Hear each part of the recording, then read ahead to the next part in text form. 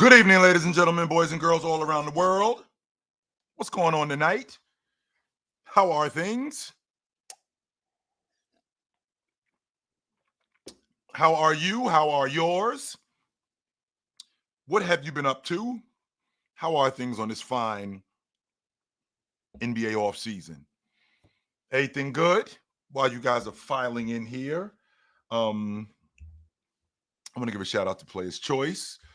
I want to give a shout out to my man Big Ox, Mars Blackman, Ron G, Swiper. I'm going to give a shout out to the fellas. It's what we do around here. I tonight want to talk about expectations. And the reason why I want to talk about expectations is because your expectations do two things.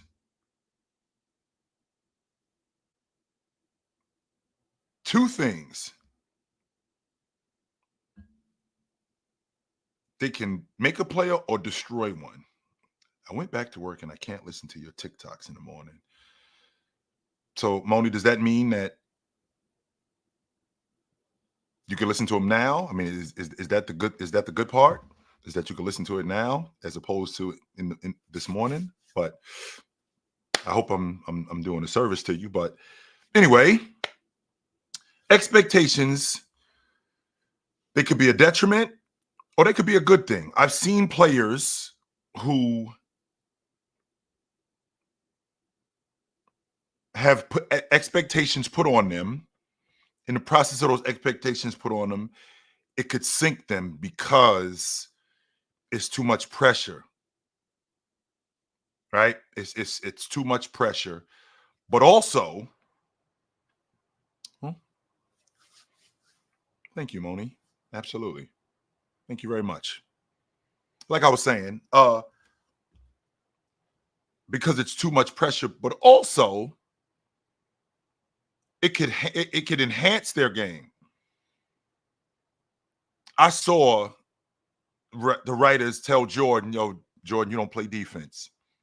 Oh, you don't think I defend? Okay, let's get to the bottom of that." The writers telling Chamberlain, "Yo, all you want to do is score. You don't pass. Oh, you don't think that I pass? All right, let's get to the bottom of that." But then there's the guys who, when they get to the point where, right, when they get to the point where the expectation starts to become too much, and now it could crush them. I'm thinking about Wemby, for example. This season coming up, in the 24-25 season, Wemby is projected to win Most Improved, and he's also projected to win the Defensive Player of the Year. Now, I'm not on the fence about this. I'm on record saying how I think that you guys are rushing this kid. I do think that he's going to be great. But I do think that it's going to be something that's going to take it's going to take some time. I don't think it's going to take a long time, but I do think it's going to take some time. And I've seen you guys build up players to tear them down. I've seen that. I've seen that time and time again with you guys. You guys build up players to be this and to be that. And then when they don't become what you think that they should become, you try to destroy them because that's who you are. That's not my opinion. That's a fact. I've seen it time and time again. Paul George is a prime example of Carmelo Anthony. These guys are prime examples of players that you build up, the expectations that you have for these guys. And when they don't meet your expectations, you destroy them. You completely destroy them. I, on the other hand, I'm just out. When I see a guy who I think he can be this, and I do recognize, and when I finally recognize him for who he is, if he isn't what I thought he was going to be, does that mean that I completely give up on him and I don't watch him anymore? No, I'll still watch. I just don't see you like I used to. I'm out. Zion Williamson is a prime example of that. Zion Williamson is a prime example of that. I saw Zion Williamson in college and thought to myself, he shouldn't be in school. He's wasting his time with these guys. This kid is a pro, and there's no reason for him to be at this level. None. He's wasting his time with these guys. He gets to the pros. I don't know that he's made of glass. I don't know that. The injuries, they didn't mount up in college. I didn't see that. The point I'm trying to make is with Wemby is touted as the next great thing. In addition to him being touted as the next great thing, you have to be right about him. So because you have to be right about him, he has to be that now, because that's the society we live in. We live in a microwave YouTube, which is what I'm on right now, a microwave YouTube society where everything is right now. And the process gets ignored completely. Wemby is projected as the defensive player of the year in year 2. This is how good you think he is. In year 2, you think Wemby could be the defensive player of the year. And if he's the most improved player, right? If Wemby is the most improved player and the defensive player of the year, I won't even go to the most improved player yet. I'll stick with the defensive player of the year. Historically, who has the defensive player been? Defensive player of the year been? The defensive player of the year has historically been the best player on the best defensive team, or one of the 3 best defensive teams. Historically, that's what's been going on. And from time to time, we'll have an exception. Like Marcus Camby, for example. We'll have an exception. But for the most part, the defensive player of the year is on the best defensive team in the league. So if the San Antonio Spurs, this season coming up, the 24-25 season, if they are the best defensive team in the league, that means they're winning a lot more. And what I mean when I say they're winning a lot more, Minnesota was the best defensive team in the league last year. They were tied for first place in the Western Conference. If I'm thinking about the best defensive teams in the league, when Jaren Jackson won the defensive player of the year, Memphis was at the top of the league. Not just defensively.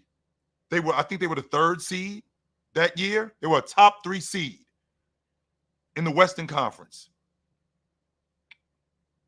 When Marcus Smart won the defensive player of the year, Boston had the best defense in the league. I think they had the best record in the league that year too.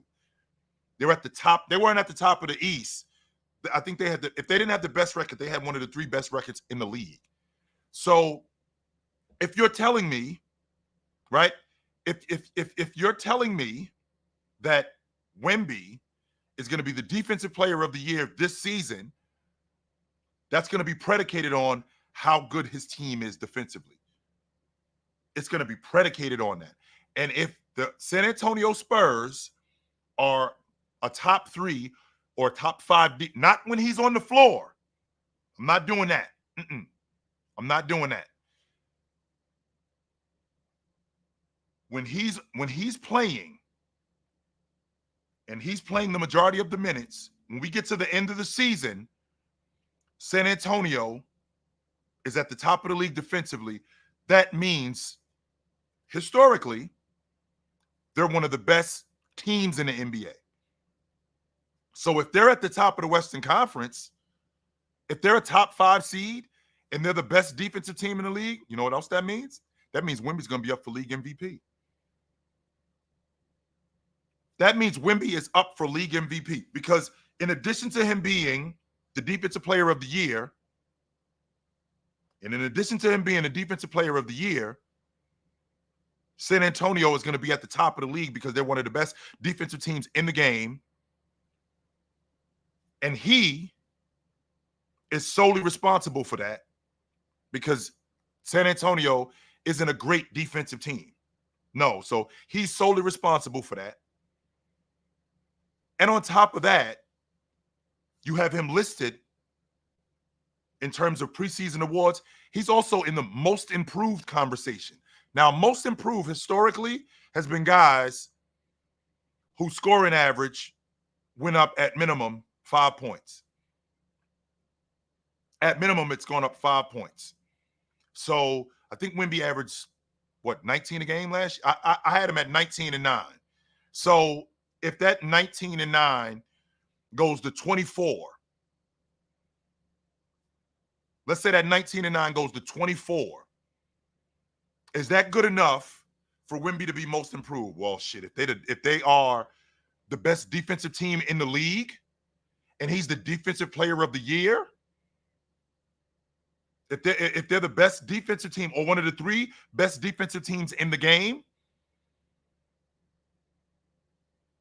and he's the defensive player of the year, I'm going to compound that statement with not only is he up for MIP, take the I out, he's up for MVP. Now, here's the thing. What if he doesn't meet these expectations? What if he's not the defensive player of the year? Because I'm thinking about guys in their second year, and I'm confident that in 1985-86, Hakeem Olajuwon was not up for defensive player of the year in 1986.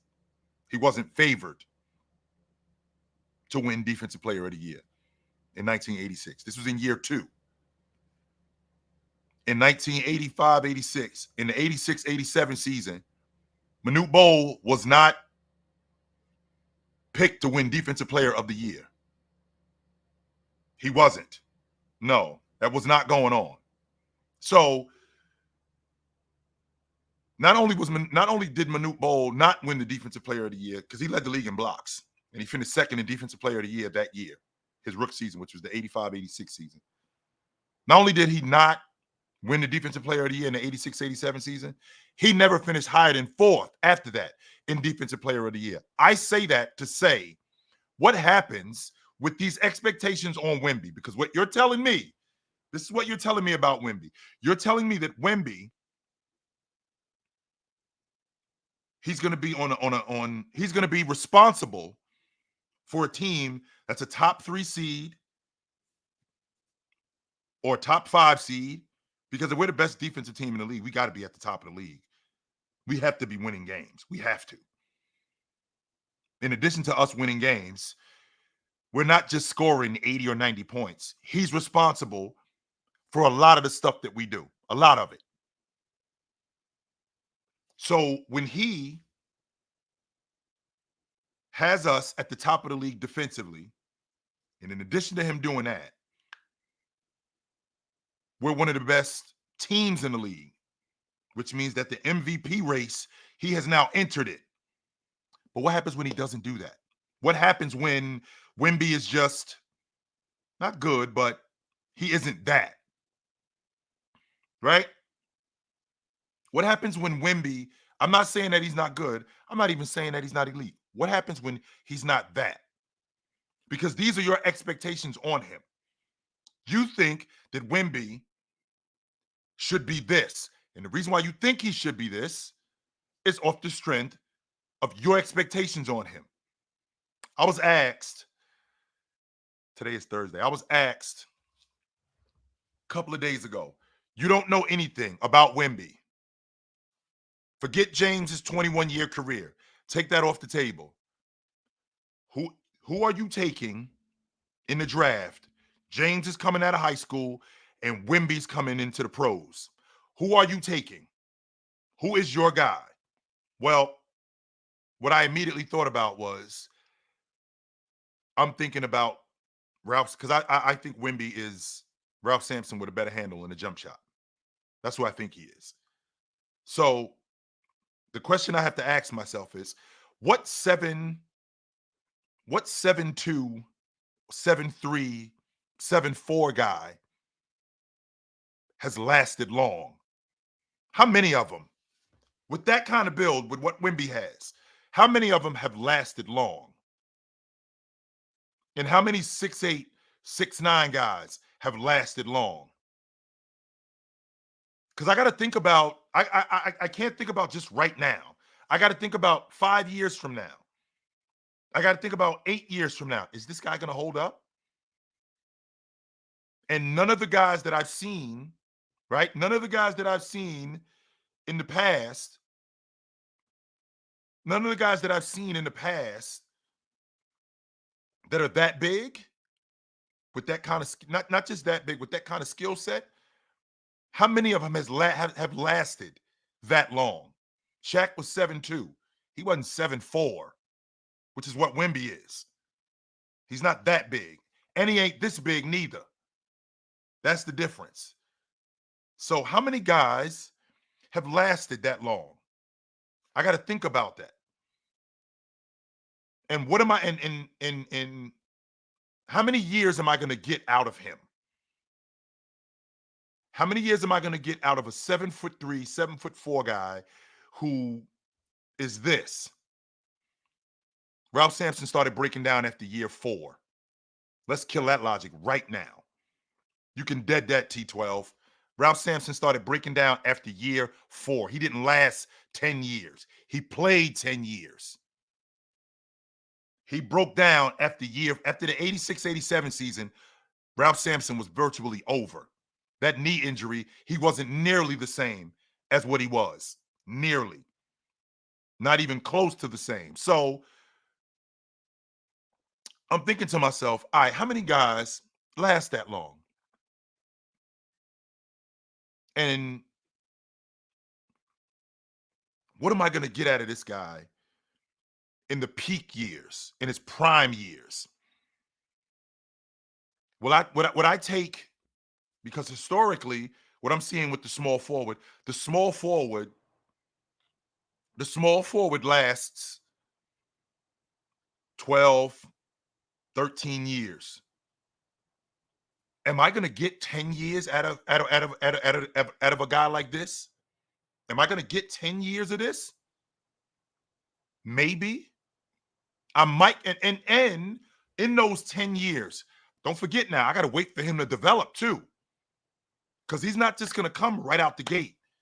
If I'm lucky, he'll be awesome right from the door and stay awesome. But in his peak years, in his prime years, let me rephrase that. If I'm going to get 10 years out of this guy, how many of those years are prime years? Am I going to get 5 of those? Okay, so that's half his career. Would I take that over a 6'8", 6'9" guy that I could get 12 years out of, and of those 12 years, 8 of them are elite? If I could, because again, I'm taking James off I'm taking the 21 years off the table. He wasn't that. No. He's not that. James isn't 21 years. He's coming right out of high school. So I'm going off of what I've seen in the past with the small forward. And not just the small forward, elite players. With the small forward, more times than not, Scottie Pippen, Doc. I'm thinking about elite small forwards. Bird. How many elite seasons am I getting? I mean, Bird 7 times in 9 years finished 1 or 2 in league MVP votes at 6'9". Scottie Pippen was first team all defense 8 straight years. Am I getting? He played more than he didn't. This is what I'm thinking about more than anything. I'm thinking about health. Because what I can't do is I can't get it wrong with the number 1 overall pick. I can't. See, with the number 1 overall pick, and a lot of you guys, what I don't understand when I have this discussion is with the number 1 overall pick, whatever draft it is, that number 1 overall pick is considered a franchise guy. The number 1 overall pick, more times than not, isn't a piece. Like the Lakers had the #1 overall pick in '82. They already had Jabbar. They already had Magic. They already had James Worthy. They already had Byron. Norm Nixon. They already had Michael Cooper. They got lucky because they traded some years ago and ended up with the #1 pick. Right? Same logic with the Celtics. Right? Same logic with the Celtics. They got lucky and ended up with the #2 pick in '86. But they did have a cornerstone guy. When I think about with the #1 overall pick, this is a guy more times than not that's getting on a bad team. Right? And if he's getting on a bad team, right? If he's getting on a bad team, we're building our unit around him, which means I got to get it right. This can't be something that I screw up. So I say that to say, who am I choosing between James and Wemby? Well, when I think about Wemby and guys like him, that kind of stature and that height and the health issues, I haven't seen that. I haven't seen guys that big last that long, right? I haven't seen guys that big last that long. There have been a few. There have been a few. Chamberlain lasted 14 years. Jabbar, and I'm talking about elite guys, because that's essentially what I'm banking on. I'm banking on Wemby becoming Jabbar. That's who I'm banking on. I'm banking on Wemby becoming Chamberlain. That's what I'm banking on. I'm not banking on him being Rick Smits, Chuck Nevitt. No. I'm not banking on him being Ralph Sampson, who, for all intents purposes, Ralph was awesome. Ralph showed up in '83, and he was awesome early, right? He was awesome early. Then he started to break down after like year 4, year 5. He started to break down. And when he broke down, that was it. And the last thing that I want to do is pass on a guy that I'm confident I can get 10, 12 years. And of those 10, 12 years, I could get 8, 9 elite seasons out of him. And in those 8, 9 elite seasons, 3 or 4 of those are peak years. I don't know if I can get that with Wemby. And the reason why I'm saying that, because I haven't seen it yet. But what I have seen is I have seen guys who are that big, more often than not, break down. And that's what I'm worried about. So if I had to choose between the two, I would have to take James. I would have to take James. Jamal sent the super chat. Jamal said, question, Chill. How do you think Bill Walton could have ranked with his trajectory if you take his injuries away? How great was he? Well, Bill Walton knew how to play basketball more than anything. Bill Walton was a basketball player. So if we're taking injuries off the table and we're talking strictly just a basketball player, Walton could pass, right? Walton could pass. Walton was damn good on the block. He was a glass cleaner. He could run. He was great around the basket. Walton was an extremely smart player. So if we take the injuries off the table and Walton shows up in 74, if I could get Walton from 74 to, I don't know, let's say 84, 10 years. If I could get 10 years of Walton, and of those 10 years, if I could get 6 of them or 7 of them that were elite, we would be talking about him like we talk about the greats, like Moses, David Robinson. He'd fall in that category, like in the top half, I mean, in the bottom half of the top 10 centers, like from 6 to 10. He'd be on the upper. He'd be in the upper part of that. Right. That's where I think he would be. He would be in the upper echelon of that. I don't. The five spot is so difficult to crack. It is so difficult to crack because when I think about the 5 spot, and you guys know me, and you know how I get down. I think the big man is the best player to ever play. When you think about the competition at the 5 spot, Jabal, Chamberlain, Russell, Lajuan, Diesel, when you think about that, you have to do something astronomical. I mean, we have conversations about Joker being as good as Joker is, and he still has people not even in the top 5. I don't even consider him a top 5 man. No, I won't even have that conversation. I think he's in the I think he's anywhere between. He's on the bottom half of the top 10. I feel like he's in that area because the top 5 centers are so difficult to crack. And a guy like Wemby, who I think Wemby, in terms of a talent, I think he's phenomenal. The question is, the question is how is he going to hold up? That's the thing I think about the most with him. And on top of that, your expectations of Wemby. I think that Wemby is on his way to. I think Wemby is on his way to doing something great. But when I think about the stuff that he still needs to learn, I feel like you guys aren't giving him an opportunity to learn that stuff. I don't think that if he ends up not winning the Defensive Player of the Year. Oh, wait a minute. Maybe we were wrong about Wemby. Maybe he isn't that good. Well, maybe he is that good. Maybe you just not giving him a chance to become that good. Maybe he is that good. Maybe you're not giving him an opportunity to become that good, as opposed to you want him to be this right now. And if you're doing that, and then he doesn't become that good, you get to walk away. You get to straight walk away. Well, I told you he wasn't that good. Well, wait a minute. How do you know? How do you know that? Now, I got to see it, right? I have to see it.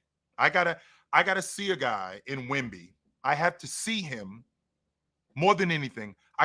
The skill set. I think that could come because a lot of the stuff that he already has, I don't have to teach that. Wemby's a damn good athlete. Damn good athlete. He does need to learn coverages. He needs to learn how to defend the pick and roll. He needs to get better at drop. He needs to learn how to close out better. And plus, now we got the book on him. Right? Now we got the book on him. And what I mean when I say we got the book on him is we're more prepared for him. I equate it to the quarterback. There's a reason why Colin Kaepernick was as good as he was when he first showed up. There wasn't really much tape on him. So it was pretty difficult to prepare for him. But once we actually got some film on him, once we understood exactly who he was, okay, does that mean we're going to be able to dominate him? And Trey, you keep saying there's no book for 7-4. How many big guys have we seen? You can say the same thing about Sean Bradley. You can say the same thing about Chuck Nevitt. You can say the same thing about George Mirasan. Okay, you can't teach height. I get that. But there's the other things. Health. How is he going to hold up? That stuff is important, man. That stuff is important. I don't care how big you are. I can't teach you how to run fast and jump high. No, I can't. You either have that or you don't. I can help you run faster and jump higher. I can do that 100%. But I can't teach you, right? I can't teach you how to. I've always been an advocate of that. I can't teach you how to run fast and jump high. You either have that or you don't. I can enhance that. Yes, I can. 100% I can enhance that. So with that being said, right? With that being said, the expectation on Wemby, I see what you guys are looking at. I told you when I first saw him, right? When I first saw him, I said, that's Ralph Sampson with a better handle and a jump shot. And Ralph Sampson, his ability in transition to grab the ball off the glass, guys weren't doing that.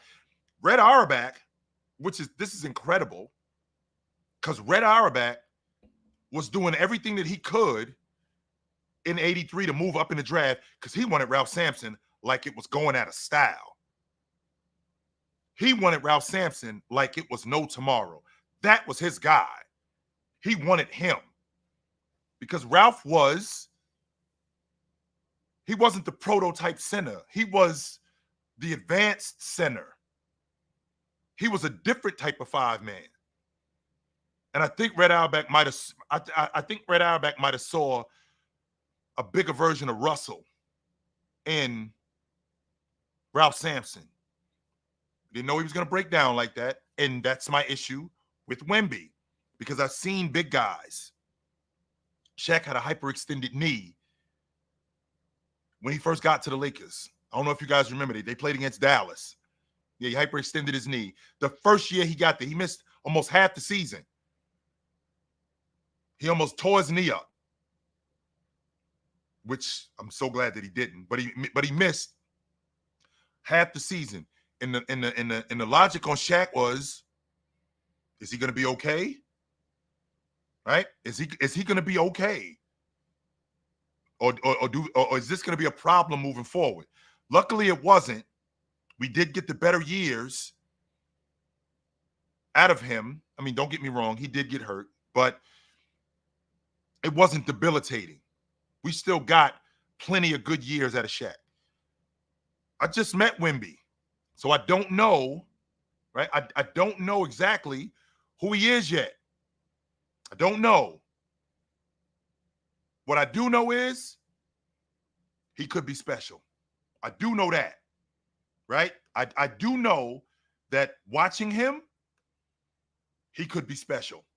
And special in the aspect where this is what the league is going to look like because we can't compete without that. We need that in order to compete.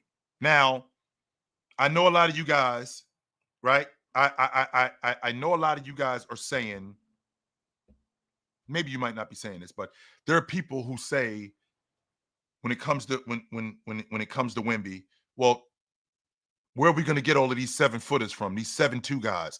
There's plenty of 6'11" to 7'2" guys running around in the NBA. Plenty of them. What Wemby has, that's going to be the skill set. That's the difference. Right? That is the difference. And because that's the difference, me as a 7'1" guy, like Chet, like Wemby, I'm thinking, okay, very much like what Steph Curry did. Very much like what Steph Curry did. And mind you, the reason why Steph Curry was able to enhance the game the way he was able to enhance the game is because they won. If they don't win, none of this works. Nobody's paying attention to it. So if the San Antonio Spurs end up winning, that's the formula right there. That's what the NBA is now going to look like. That's what the NBA you're going to see. You're going to see 6'11" to 7'2" guys. More. That's what the NBA is going to look like. It's going to be full of a bunch of Chets and Wembys. That's what it's going to be. And understandably so, off the strength that this is the formula for winning. And it's a copycat league, right? It's a copycat league. It's the kind of league that we live in. So when you see guys, when you see a guy that's that big, right? When you see a guy that's that big and he's able to do the things that Wemby can do, right? And he's able to do the things that Wemby can do, if it leads to winning, immediately, we got to copy that. Okay, we got to get that. The question is that I have for Wemby, more than anything, because I've seen guys his size more times. I've seen more guys his size not hold up than hold up. More guys. So because of that, I'm weary. So health is an issue for me. And he still has to learn the game. Well, we're talking about a 20-year-old, right? That's what we're talking about here. We're talking about a 20-year-old who's going into year 2. I don't even think he knows how to play the pro game yet. And the expectations that you guys are putting on him is Wemby's going to be the defensive player of the year. He's going to be most improved, right? He's going to be most improved next year, which means he's going to be in the MVP conversation. Because Ja, when he won most improved, when Ja won most improved, what did that mean? There was a real conversation about Ja being the league MVP. I didn't think he was it, right? I didn't think he was it, but that was a real conversation. 100% it was. It was a serious conversation. So, with that being said, what do you guys think? Is this too much pressure on Wemby? Is Wemby not what you think he is? Is he going to be more than what you think he is? Can he be more than what you think he is? Or do we have to wait to see what he is? I'm in the wait and see. The reason why I'm in the wait and see boat is off the strength that I've seen guys that size. And I know what it looks like year 3, year 4, and it looks great. And then it turns into something else. Right? It turns into something else. And I don't want to rush this guy. If he is what I think he is, right? If he is what I think he is, which I think he's going to be a damn fine player, I just don't know if he's going to be able to hold up. Then absolutely. So I want to hear from you guys because I got a couple people in the lobby. I want to hear from you guys. What is Wemby and what is he going to be in your estimation? What up? What's up? Chill. I think you know exactly what Wemby is. You're just scared of him being. No, hold on. I think you're just scared of him being injury prone. I think that's your most concern. He in his rookie season, he was 21, 10, and how many blocks? 3.5 blocks a game. Led the league This is the worst we're going to see him. We know it. We know what he's going to be. You're just scared if he's going to be injury prone, and I'm gonna tell you he's not. Like I know that for a fact. I know that for a fact because how do you know that, Marcus? Put me on. Because I've seen how flexible he was, man. Like, have you seen him stretch? I have seen him. Like I just said, Wemby's a better athlete than I gave him credit for when he first showed up. He's a much better athlete. That's like much better. That's like some Kareem stuff. Like you remember, like Kareem, he was doing. I think he did yoga, right? Yes, this was later on in his career, sure. Yeah, right. And he wasn't injury prone, was he? No. Exactly, because all that stretching. You know what I mean? Mm-hmm. He was flexible. With Wemby, he's probably even more flexible than that, or about the same level. So yeah, I think his bones is more, you know, like you say, going hyperextend.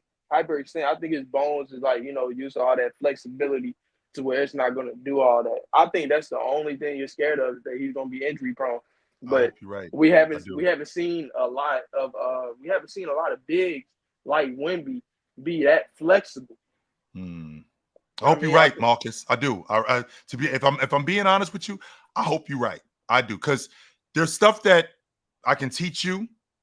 Sure, I can't teach you how to run fast and jump high, and Wemby already has a lot of that stuff. I'm on record saying Wemby's the big kid in the yard with the small kids, sure. And we got to teach Wemby, because he's basically trucking all the small kids. We got to teach him control. That's what we have to show him how to do. We got to show him how to control himself, because he'll end up trucking all the small kids and hurt himself. I don't want that to happen. And I'm an Ant fan saying this. I want Ant to be like the greatest he possibly can. I don't want Wemby to reach what he's going to reach, what I know he's going to reach, because I want Ant to have, you know, the less competition as possible so he can do what he got to do. Well, I have to be honest. I have to be honest with myself. Wemby is going to be that. I have to be honest with myself. Marcus, I really hope you're right. And the reason why I hope you're right is because you know how I feel about the big man. Yeah, you think they're so injury prone. You love him, though. You love him. Exactly. You know how I feel about the big man. So I would love to see Wemby turn into Jabbar. I would love that. That's exactly what he's going to be. I'm telling you. I would love to see Wemby turn into Jabbar. Kareem with a jump shot. Come on, Are you kidding me? I would love to see Wemby turn into Jabbar. That would be fantastic. Kareem with a jump shot, bro. I just got to see it. I do. I got to see it. Give it 2-3 more years. All right. 2 to 3 more years. I'll wait on it. All right, brother. Good to talk to you. I just got to see it. That's all. I'm not one of these people who is praying for guys being injured. Oh, I ain't doing that. I'm not doing that. And this right here, Kareem with elite defense. I don't know if you know this, but when Jabbar retired, he was the all-time shot block leader in NBA history. Jabbar's a 12-time All-League defender. I just want to put that on your mind, Tribe. Right? I just want to put that on your mind, Trib. Jabbar is a 12-time All-League defender.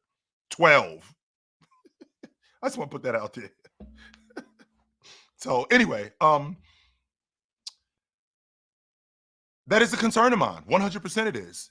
I do worry about, being able to pick up the game. Yeah, I do worry about that, but I think that that's there, right? I do think that that's there, and with that being said, right? With that being said,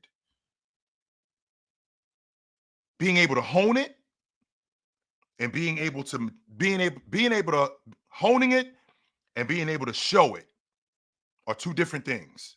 And I think Wemby is, I definitely think he's a freak of nature. 100% I do. So what up?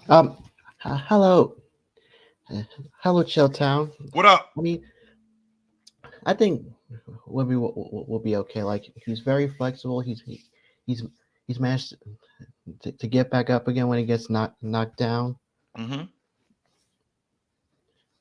But I'm curious, though, what do you think are his strengths and weaknesses besides being flexible? Physically, he can get pushed around a little bit. He can't defend the pick. He can't defend the pick and roll as well. Him in drop coverage, I think he can improve on that. Him on the perimeter, when guys drag him out to the deep end, his ability to close out can get better. I think he can be a better rebounder than what he already is. He's damn good around the basket, but I think he could be a better rebounder than what he is. I think and I know this sounds crazy, but I think he could be a better shot blocker. That doesn't mean averaging more block shots. That doesn't mean that. You can average you can average less points and be a better scorer. That could happen. So him being, instead of averaging 4 blocks a game, he averages 3 and affects the game way differently. Because instead of smacking the ball in the third row, or instead of smacking the ball in the first row, he's slamming the ball on the ground, or he's grabbing the ball, or he's keeping the ball in play. That's improving as a shot blocker and as a rim protector. And I think he can be better at those things. Those are the things that I think about that are weaknesses for him right now that I do think he can improve on. He's not going to be a huge guy. I can tell you that right now. Wemby doesn't have that. He doesn't have that kind of build. Like, he ain't going to be Giannis. Let's get to the bottom of that right now. No, he's not going to turn into like this incredible Hulk looking dude. No, right. I think that would hamper his game. No. All right, brother. Good to talk to you. Yep. Good to talk to you. Absolutely. So, I do concern myself with that sort of stuff. So, with that being said, we had a conversation earlier today, and I thought it was really interesting. About players being influential. I thought that was dope. I think we get being influential and being a better player. I think we get those two things mixed up. Those two things are not the same. You could be. I think Allen Iverson is one of the 5 most influential players in NBA history. I don't think he was better than Magic. I don't think he was better than Bird. I don't think he was better than Chamberlain. Right? I don't think he was better than those guys. I just think he was more influential. The influence that he had on the game, the influence that he had on the culture, on society, I think that's a pretty big deal. Definitely. So I like to think that when you're talking about a guy being influential, right? When you talk about a guy being influential, I think the most important part is how does this guy change what's going on right now? It's like when he showed up, it's like so when this guy showed up, after he left, how did he change what was already going on? Right? How did he change what was? So Chamberlain, for example, what was already going on, Chamberlain shows up. They have to widen the lane. Chamberlain shows up, right? Chamberlain shows up. They had to widen the lane. Chamberlain shows up. They got 3 seconds now.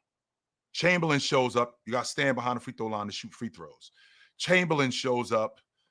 You know, all the rule changes. That's being influential on the game.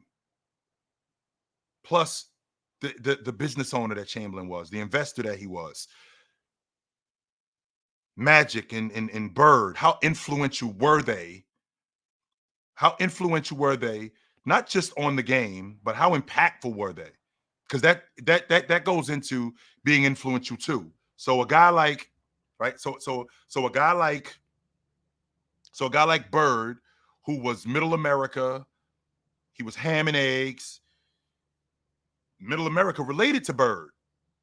And with Bird going to Boston, which wasn't a glamour city, it was a very lunch pail, hardworking, dirty work city.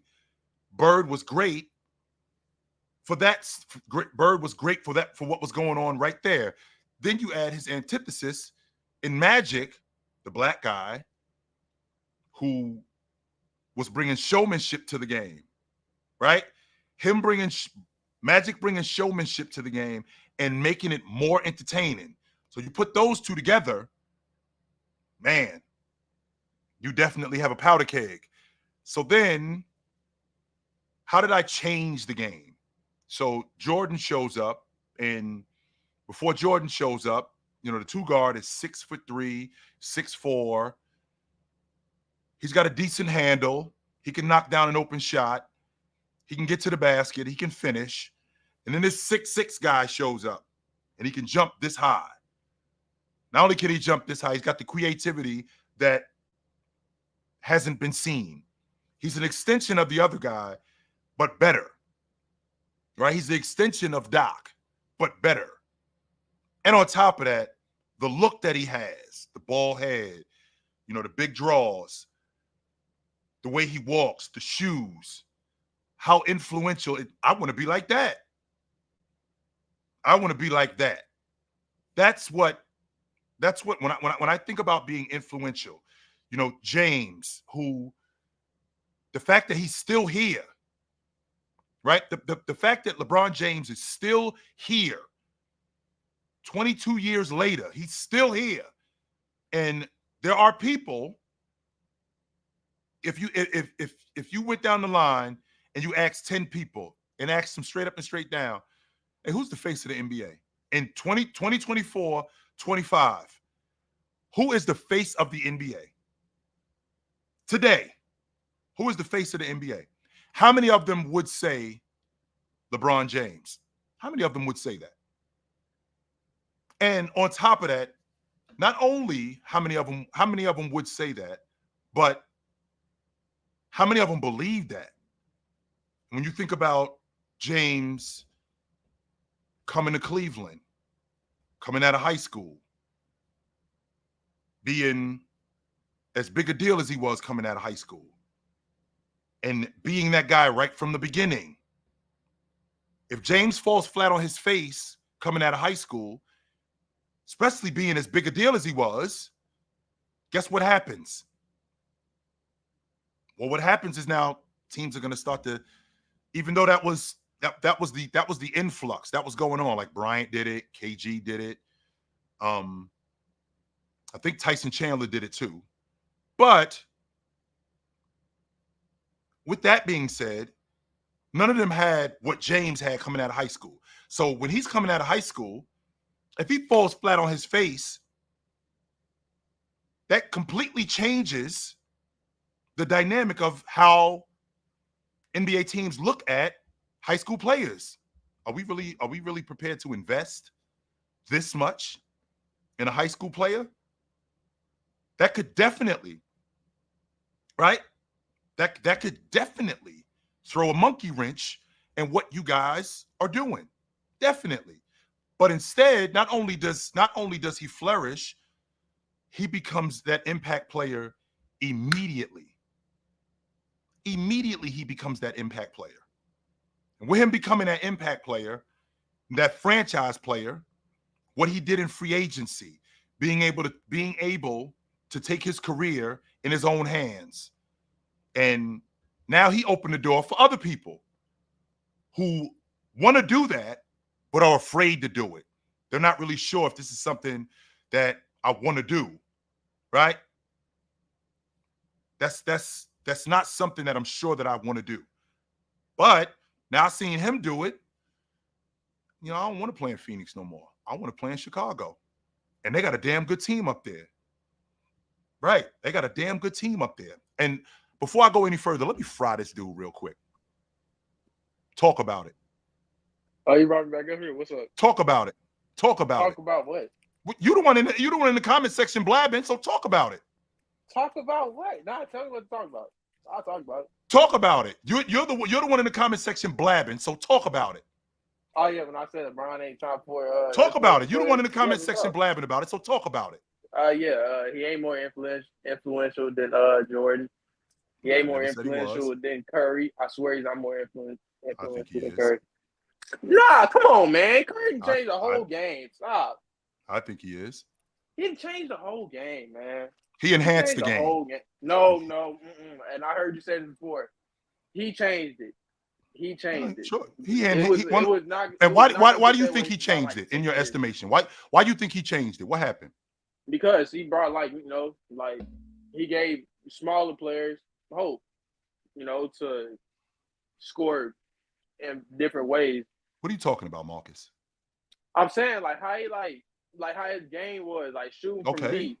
Okay, sure. He gave shorter people more scout reports because there was guys who could shoot. There was guys who could shoot the basketball before him. So keep going. Yeah, that's fine. Yeah, I know Ray Allen. They was never shooting it like him, and they never was going to shoot. Okay, but there were guys who could shoot the basketball. So what made him different, though? That's my question.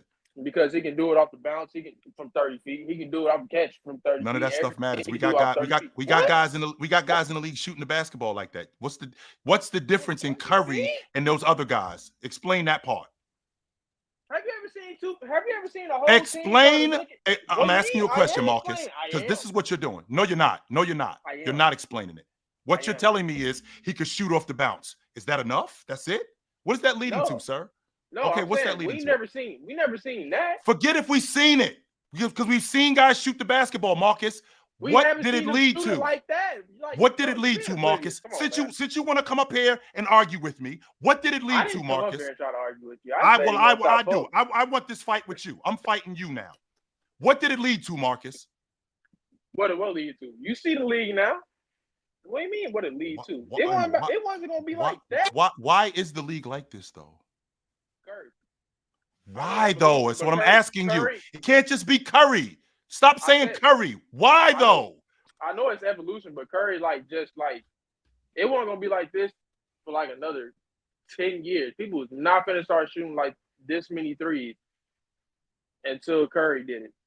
Okay, so Curry's shooting the 3-ball, right? So Steve Nash was shooting the 3-ball. Ray Allen was shooting the 3-ball. Like Curry. What? Okay, so what? This is what I'm asking you. What is the difference between Steph Curry and those guys? The distance. The volume, okay, so that's it. So what are you talking about? What I'm asking you is the volume, the efficiency. So why weren't those other guys? So why weren't those other guys as big a deal as Curry? Because they didn't have the distance, the volume, and the efficiency. So the only reason why Steph Curry is because he shot the 3. That's it. Because he shot the 3. That's it. So that's what you're telling. That's what you're selling right now. He wasn't a great scorer. So this is what I'm asking. He never averaged 30. I'm asking you a question. And that 30, what did it lead to? Chips. That's what I'm talking about. Marcus, focus, man. No, I know. Don't just tell me that he shot the basketball. You know why? Because Trae Young is shooting the basketball.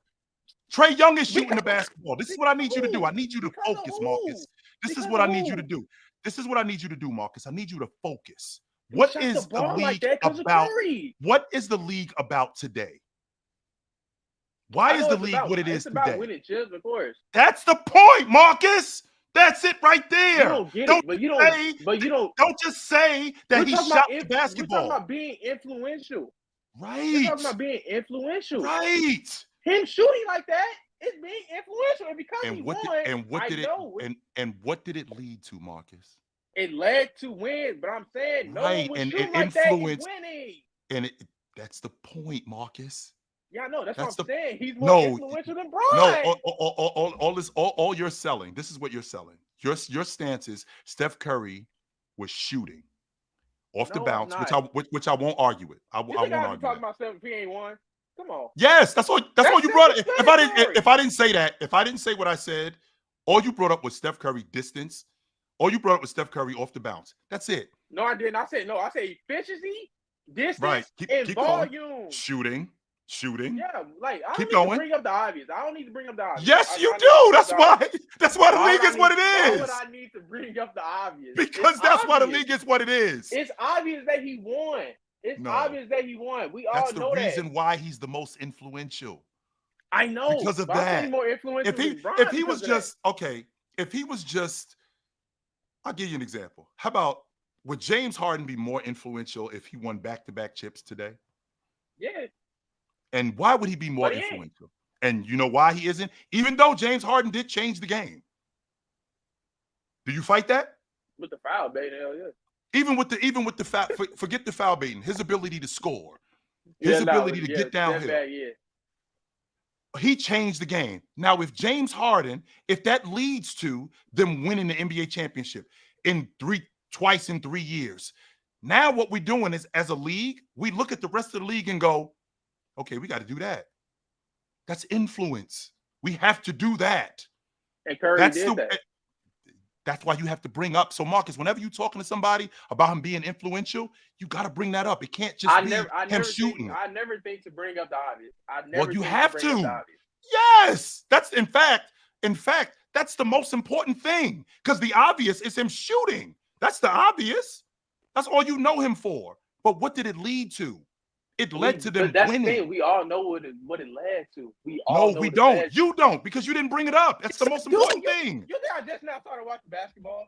That's what it sounds like, Marcus. To be honest with you, that's what it sounds like. Because I don't have to bring up the obvious. Yes, you didn't bring up the obvious. That's the problem. And I'm trying to give you some. I'm trying to give you some information, Marcus. The information that I'm giving you, because the obvious. We live in a world where winning matters. In fact, not only does winning matters, winning is the only thing that matters. So the fact that Curry shoots the basketball, contrary to popular belief, if they never won anything, nobody would give a fuck about that. Exactly. Nobody. I know that. Nobody. I know. So immediately you have to bring up what it led to. Okay. And why it was so influential. Next time I have a conversation with somebody about this, I will bring up the accolades. Yes. Yes, you have to. I will bring up the obvious, Phil. Yes. I will bring up the obvious. Let me tell you why, Marcus. Do you care about what James Harden did as a bucket getter? If I'm being honest. Keep it 100 with your man right here. Do you care about what James Harden did as a bucket getter? If I'm being honest. You don't. You don't, Marcus. Man, exactly. Man, you don't. But I tell you what. I tell you what. If James Harden was a back-to-back champion, he won the Finals MVP in back-to-back years. Hey, man. I bet you we're having a different. But that's the obvious. That's the obvious, though, Jill. That's the obvious, man. That's the obvious. That's the obvious. All right, brother. What up? Yo, what's going on, man? I this is what I've been trying to tell all the Curry minions for so long, bro. I'm like, you take away them championships, you take away them championships that the Warriors. You don't care. Yeah, exactly. This is what I've been trying to tell the Curry. This is what I've been trying to tell all these little light-skinned kids that just get up and shoot in the driveway just to defeat childhood obesity. bro. Like, yo, stop. You don't care. But I will give you a player who I believe, bro, it didn't matter whether he won championships or not, and I think he is one of the best influences of the game. It's Iverson. Look at the way the game is played today. Mm-hmm. Look at the little guards, bro. Like, yo, look before Iverson, how many guards was taking you in the middle of the court and taking you out of the play with a crossover? When he crossed you, you was out of the play. I don't give a shit what nobody say, bro. Like, listen, on and off the court, if you look at the entire league today, every urban aspect of society, Iverson is responsible for in this game. Tattoos, cornrows, the sleeve, the sweat, all of that, bro, and everything on the court. The way that he played, you seeing a bunch of Iversons today. Ja Morant, all of them, bro. All of these little guards, bro, that's taking you off the dribble, bro, and taking you with the move. The thing about it, Iverson played in an era where they could actually hit you. You know what I'm saying? So, this is what I'm saying when it comes to Curry. And this isn't just Curry. Man, fuck Steph. This isn't, and I don't feel like that about Steph Curry. I don't. I do. I actually dig Steph Curry. But this is what I'm saying about Steph Curry. We live in a society where winning matters. So whatever you do, if it doesn't lead to winning, more times than not, the masses don't care. So as good as Steph Curry was, he was just another bucket getter if it doesn't lead to wins. That's who he was. He was just another bucket getter if it does. But the fact that he won, and he won in the dramatic fashion that he won in, you can't deny him. And if you try to deny him, you are 100% delusional. You can't deny him. The fact that it led to wins, and it led to wins multiple times, because when I win once, anybody can win once. Okay. To win once, to win twice, to win, you have to now respect me as being an all-time great. Because when I do that, I'm proving that what I did wasn't a fluke. It wasn't a fluke. You know what? And to count, and to my small counter for that is when you say, yo, you can't deny Steph Curry. It's either, for me, I'm either gonna do one or two things. Either I'm gonna deny Steph Curry or I'm gonna shit on LeBron James.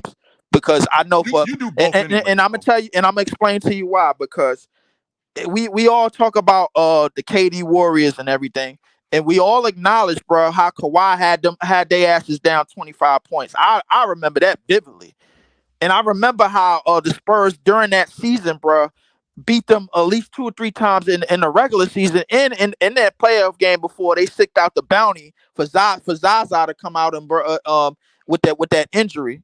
And before that, but they was beating them handily. So the reason why I bring this up is because when I look at the top 10 players, I know for damn sure ain't no way Shaq and Kobe is losing to no Steph. Ain't no way Magic and Kareem is losing to Steph. Ain't no way Tim Duncan is losing to Steph. Ain't no way Jordan is losing to Steph. But LeBron did it 3 goddamn times, and somehow, some way, bro, where we try to nudge him into this GOAT conversation, into this number 1 overall conversation, when you let a specialist whoop your ass 3 straight times. Leaf, don't do that. See, don't do what? You missed me. Don't do what? I'm good. So it's either I'm good. I'm straight, Leaf. I ain't fucking with you. I'm good. I can't do that. Nope. I'm not trying to hear that. Absolutely not. I'm not doing that with you. What up? Yo, oh my! First off, I'm entertained, highly entertained. You know what I'm saying? The one before that, and again, man, a lot of stuff. I gotta say, it was a mistake, and I just want to say maybe this will come true. One day, I was scrolling through YouTube, and I think I was dreaming, maybe, and it said you had an interview with Dr. J. I said, "Oh shit, he got an interview with Dr. J." So I don't know if that was there and I seen it and I'm bugging, I'm tripping. Maybe it happened one day and I'm just putting it in the universe. You know what I mean? I'm just saying. But to your talking point, the Steph Curry way of winning, yes, they won and it changed the league. But to what I'm learning about the game also is identity. You can't copy and paste and win everywhere with what they were doing. You know, they're the original Dundadas. You know what I mean? You can't just take what they do and then win. It's not that simple. You feel what I'm saying? But I love what Steph Curry did for the game. But I think 100%. that, yeah, now I gotta respect it. You know what I mean? But what's good though, man? I ain't been here in a minute. How you doing, Chip? So to answer your question, and I was very much excited and then brokenhearted because, damn, Doc didn't show up. Unfortunately, I was extremely excited. I'm not tripping. I thought we had him. I did, but he didn't show up. Apparently something happened. I thought this was not last Sunday, but 2 Sundays ago. And I don't work on Sunday. I don't work on Sunday. But I actually, for this, to get Doc on, oh, absolutely. I 100%. I 100% was getting involved in that. And the fact that the fact that he didn't show, I was heartbroken. I was. I was super excited about talking to Doc. Let me, all right. So since it's true, let me just say this. When I seen that, I got, like you said, I'm super duper excited. I'm like, oh my goodness.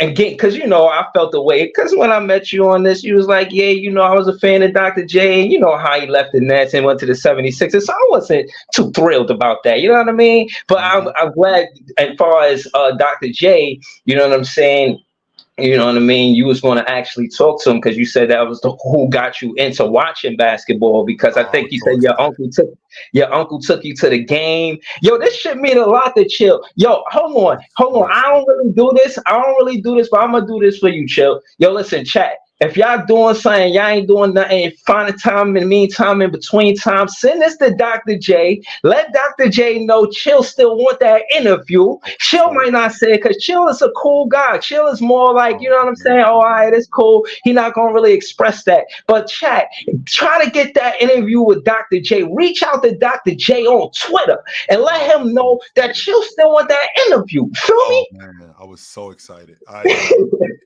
Leaf, I don't work. Listen, Breezy, I don't work on Sunday. I don't. But I came into work that day. Chick-fil-A type activity. Yes, okay. I came into work that day because I heard that we was getting Doc. I was like, I'm coming through for that. I'm shutting down anything to make sure. And he didn't show. And I was heartbroken, man. I'd love to talk to Doc.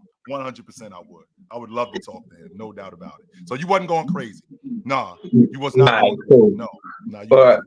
Yes, sir. Because I hit the notify button. You know what I'm saying? As soon as I seen it, I hit the notify button, and I left comments under there like, yo, this gotta be an accomplishment. I forgot what I said. I was there, and then I didn't see my comments, and then it was posted again, and then I posted another comment, and then I ain't see it. Bro, I'm glad you confirmed that I wasn't tripping and I actually seen this.